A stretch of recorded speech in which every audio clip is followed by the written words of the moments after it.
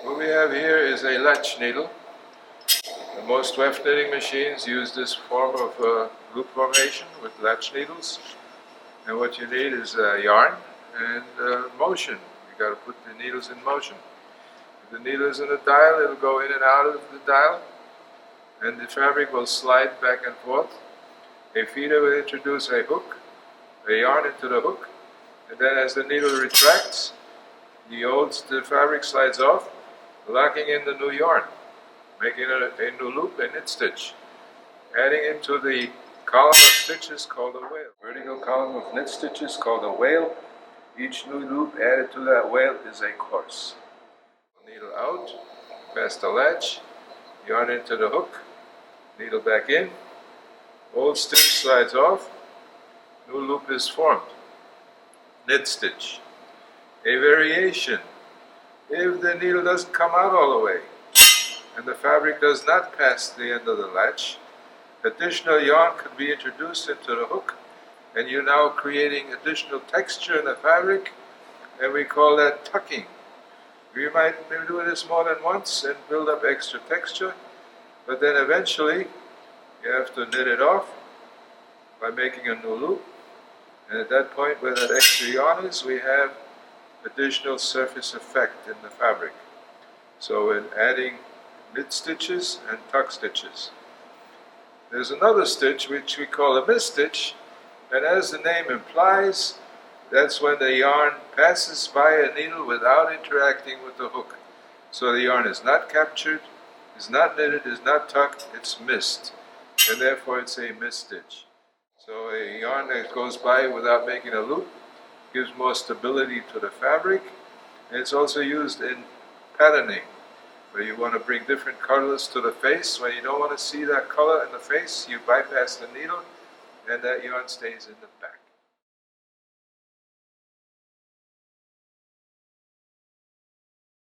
What we have here today is an early attempt at mechanizing the knitting process. Previously, it was people with 2 needles making loops, forming fabrics. Now this machine has a cylinder, it has a yarn source, it has a feeding device that brings the yarn to the needles, it has cams that move the needles up and down to make the loops, and a counterweight to pull the fabric down once it's been created. So one of the simplest processes, making single knit fabric or jersey construction. It only has 1 set of needles, 1 needle bed.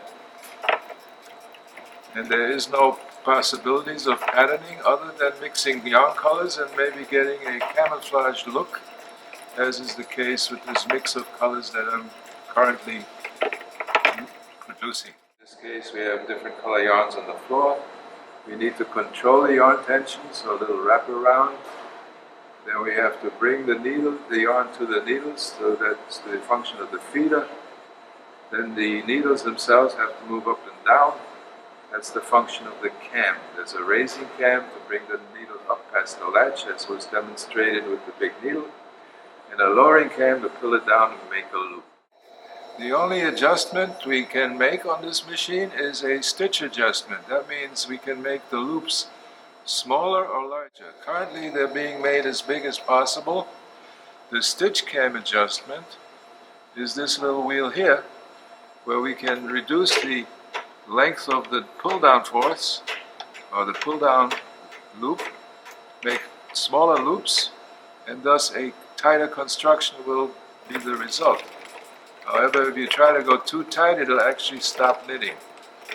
And as you can see now, the construction, the loops are closer together, so we have more courses per inch than previously. So it's the only variety we can do here. We can knit tighter or looser and play with the yarns.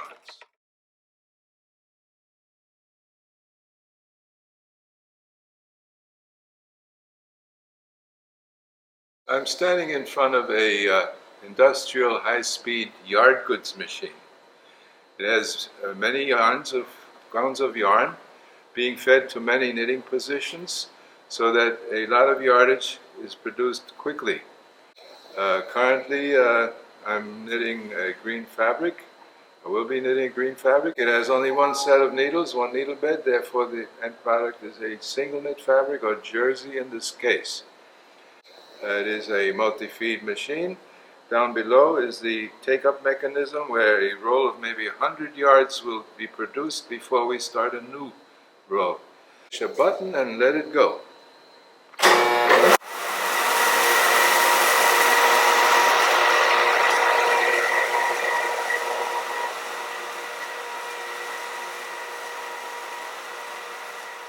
Where the previous machine we demonstrated had no needle selection, it just had one kind of needle. When we have a cam system where we have multiple needles following different cam tracks, we can make little patterns. So if I take one of these sections off, you might see something like these cams, and you see there are 4 of them, and different needles with their butts in different locations would follow a different cam track, giving you the potential to have different needles come up at different locations interacting with different colors. Thus this polka dot pattern was created. If you want to see the color in the face, you have to knit it. If you don't want to see the color, you miss it. In other words, at some stations the needle doesn't come up to interact with the yarn color. Another location it does come up to interact with the color, and that's how patterns are created. What is all this high-speed fabric good for? You can use it for cut and sew, but in some instances you use the tubular form as it comes off the machines, like in a t-shirt without a side seam. But even when you have a t-shirt without a side seam, you have to do some cutting. You cut the length of the shirt, you have to hem the bottom, you have to insert the sleeve, the collar, and close the shoulders. If you need different size shirts, you need different size machines if you don't want a side seam. The detrimental effect actually in jersey, because it's only one bed, is that the fabric tends to roll up on itself. It's something we call curl, because all the loops are drawn in the same direction. If you had to work with this fabric and it wasn't properly finished, it would fight the sewing process. So the finisher's job is to give a good dose of steam or heat to relax the fabric, make it easier to handle in the manufacturing process.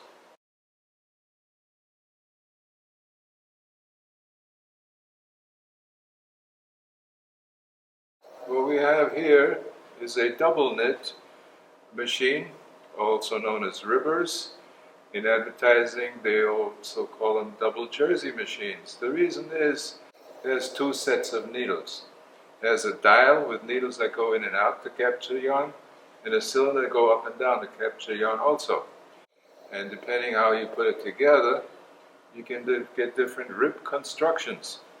Right now we're making something called interlock, where we have one set of needles knitting one color and the other set of needles knitting the other color. So what happens, because we're working with 2 sets of needles, we get a fabric that is balanced. You will notice it's not trying to roll up on itself like jersey, and because it has equal amount of stitches front and back, it's reversible, but it has no curl. And because we have the 2 sets of needles working 2 different colors, we get a pinstripe, vertical pinstripe effect. So this construction is interlock on a rib machine.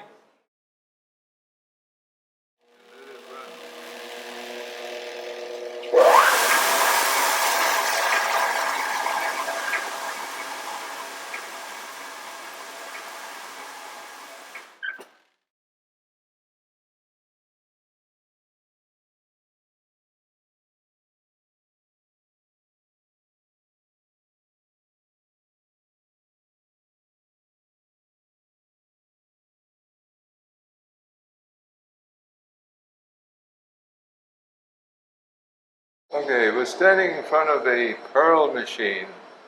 It has 2 needle beds and a special needle with a hook on either side, which enables you to make efficiently a fabric called Purl fabric. And the needle travels across the gap between the needle beds, and draws loops in different directions. So if it's in the back bed, it'll draw a loop away from you. When the needle comes to the front bed, it will draw a loop towards you. And by alternatingly creating a wale that has loops in different directions, you get the purl fabric. And it's a very efficient, there's no misses, no tucking. It can tuck and miss, but it is a quick way to make fabric, and it adds texture. A typical purl fabric has a raised effect to it. Unlike jersey, where all the loops are drawn in the same direction, we alternate. This fabric will not roll up on itself. It will not curl. So purl does not curl. It has a lot of texture on it. And one side it's also using something called plating. Plating has the ability to show one color on one side and the other color on the other side. In other words, one color shows the knit stitch, the other shows the purl stitch. So here's a raised diamond in dark green, and those are purl stitches. In between, you see the lighter green, those are knit stitches. What do we get when we look at the other side? Oh, the reverse.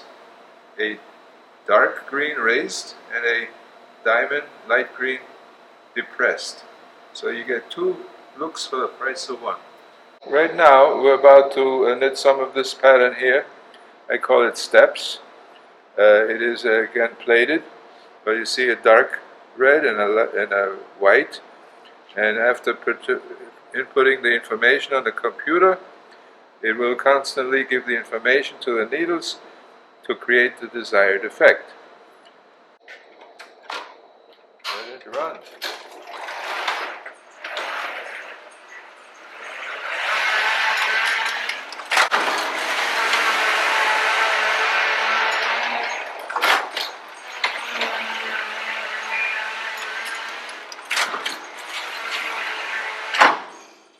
You will notice it has two knitting locations, and because the yarn is going back and forth, it locks in a selvage on the side, so it could be used in a garment. It also has the ability to make a finished edge on the bottom. So unlike yard goods machine, where everything is cut and sew, here we can do some shaping and some finished edges, saving some of the labor required to make it.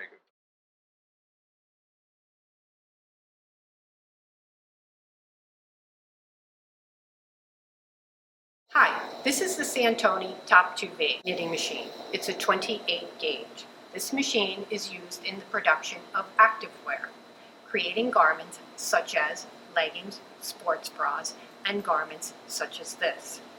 Our Top 2V cylinder has an 18-inch diameter, which creates garments with a specific range of sizes.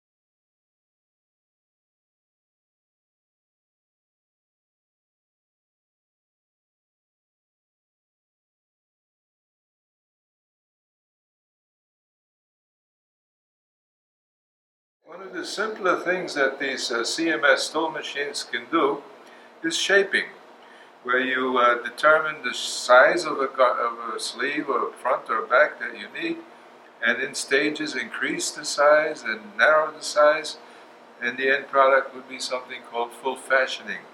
So you calculate what you need in size for fronts and backs and sleeves, and make the pieces and then assemble them. However, what these machines can do is make a garment in one piece, which gets a little more complicated. So we have a little ensemble here, which demonstrates that it's not just tops, we can also make bottoms. And this uses a little bit of trickery, it shows a little bit of cable and such, but now we have an ensemble for children's wear. And even the buttonholes, or the button loops, or in the program. So the computer it's a very complicated program. Before computers, we wouldn't even consider such kind of programs. But the computer evolution allowed this to be done. If we want pockets in a skirt, for instance, we put it in the program, and the machine will just knit away, and it comes out with a finished at start, and maybe some belt loops along the way, loops for your belt, and then it has to crochet off, but there is no yarn, nothing to unravel, it's secure. No sewing involved. You want to have something like a cape or something that flares, what you can do is you can knit wide and make it smaller. This pattern is increasingly smaller till it's actually waist size with a flare or a cape. Also, production rates depend on how big the needles are and how thick the yarn is. If you're working very fine needles with thin yarns, it takes quite a while to make. So that this garment here, with shoulder straps, knitted at a bias, so the hem is not a straight hem, it's a bias hem, took 2 hours and 2 minutes to make. So the production time is related to yarn size and so on. Here's a typical sweater, a ribby sweater with a V-neck, 2 sleeves. So how does a flat machine make sleeves? Well, it alternatingly knits the front and the back, not the front. So one yarn is knitting one sleeve, another yarn is knitting the other sleeve, third yarn is knitting the body. And when it gets to where the sleeves meet the body, one yarn finishes up. And where the neck is, it has to go back and forth, leaving an opening and crocheting off, and voila, you have a finished sweater. Let's just see how long it takes to make this fairly simple sweater. It took 36 minutes for one garment, which is quite a bit faster than the skirt or dress, which took 2 hours to make. And it's not just apparel, it's also accessories. So that we have a selection of headwear, something to keep you warm in a cold day, a double layer hoodie kind of sorta, but it was actually knitted as a tube with openings. So you got a metallic inner, a woolly outer, and if you put it on the right way, you got nice warm protection. Here's a little curved piece of fabric, a tube, but that's curved to shape over your head. Stick in your head, show your face, keep your hair in place, and your ears warm on a windy day. You want ear flaps? Right off the machine. You set up the program, and out it comes. It's not just hats. What about the bag to go with it? A little shoulder bag in cable structure, and a nice hat to go with it. And on a sunny day in the summer, you might want a hat that lets some sun come filtering through the open construction and keep you from getting too much sun. And that's kind of it for the potential of this machine.